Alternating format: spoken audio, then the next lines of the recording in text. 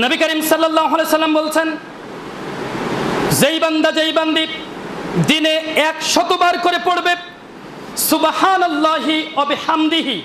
সবাই জানি না আমরা এটা? বলি তো সবাই সুবহানাল্লাহি। আমার সাথে বলেন, দাঁড়ান সবাই বলেন সুবহানাল্লাহি।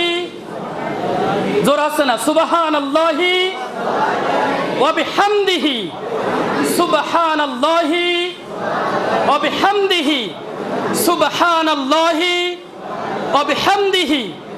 আসলাম আর গেলাম, এই পাবলিক আমি না ভাই। আমার মসজিদে একটু খুতবা শুনে দেখেন আর পাবলিকের কাছে শুনে দেখেন। আসলাম আর গেলাম এই পাবলিক আমি নয়। একটা মানুষ ঘুমাতে পারে না আমার মসজিদে, বোঝেন নাই? প্রত্যেকে আমার সাথে কথা বলবে, প্রত্যেকেই এই বক্তব্যটা বাড়ি গিয়ে যেন আবার ওটা বলতে পারে, অন্তর যেন গেঁথে থাকে। কি?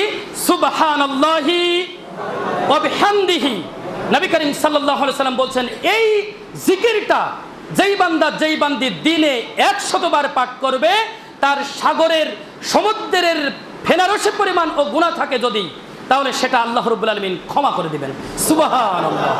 সেটা কি করবেন? ক্ষমা করে দিবেন। আল্লাহু আকবার।